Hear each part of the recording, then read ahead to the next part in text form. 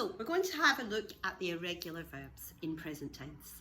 Now, by irregular verbs, all I mean is that they don't follow the usual patterns that we've learned before. These verbs are very important. They're verbs that we'll use over and over again. You have to really familiarise yourself with them to make things easy for yourself. So the first verb that we're going to look at is the verb hacer, which is to do or to make. Now, you already know the order of the verb.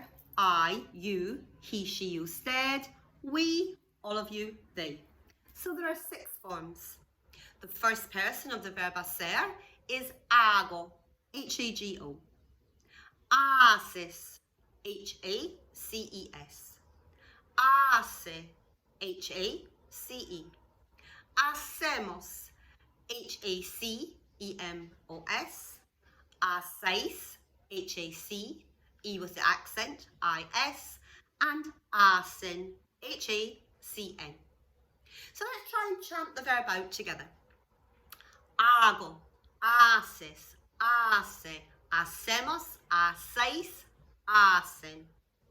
We'll go on to talk about this verb in future lessons quite a few times. The verb itself is used for lots of different reasons. I mean, it is to do or to make, but you'll also use it in strange sort of situations with the weather, with time, etc. So try and learn the verb hacer. The next verb is the verb decir, D-E-C-I-R. The verb decir is to say or to tell. So let's try the verb. Digo, D-I-G-O. Dices, D-I-C-E-S. Dice, D-I-C-E. Decimos, D-E-C-I-M-O-S. Decís, D-E-C-I with the accent S. And dicen, D-I-C-E-N. So let's try and chant this verb. Digo, dices, dice. Decimos, decís, dicen. This verb has got a few irregularities. You'll see in the first person, or the I part, it became a go-go verb. Remember the go in the first person. And then it became a stem changing verb, which we've looked at in previous lessons, where the E in the stem became the I in all of the parts of the verb, apart from the nosotros, we, and vosotros, all of you. The next verb that I want to look at is the verb dar. Now, the verb dar is to give. Quite a simple chant this time. It's irregular in the first person only, or in the I part of the verb, where it becomes doy, D-O-Y. Then it becomes a regular verb, a regular AR verb. Doy, das, da, damos, dais, dan. Again, doy, das, da, damos, dais, dan. So the first part of the verb is doy, D-O-Y, and then a regular AR verb. The next verb is the verb poder. Now, the verb poder really is to be able. The verb poder is a stem change verb. This time, where the O in the stem of the verb, that's the first part of the verb before the ER, changes to UE in all of the parts of the verb apart from the nosotros, vosotros. If you remember, the stem change verbs become regular then, and then in the they, it changes back to the stem change.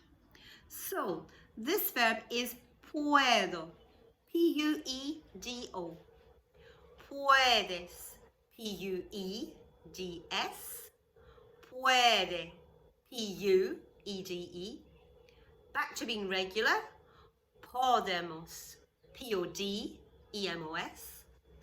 Podéis, P-O-D-E with the accent, I-S. And pueden, P-U-E-D-E-N. Let's try the chant. Puedo, puedes, puede, podemos, podéis, pueden. And that's your verb poder.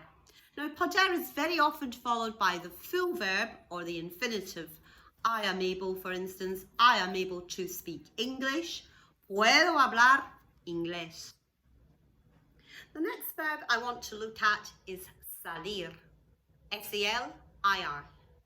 Salir is to exit, to leave. You remember it from seeing the signs. Salida, exit. So this verb is actually a go-go verb in the first person and then a regular verb. So, salgo, S-A-L-G-O. Then it becomes regular.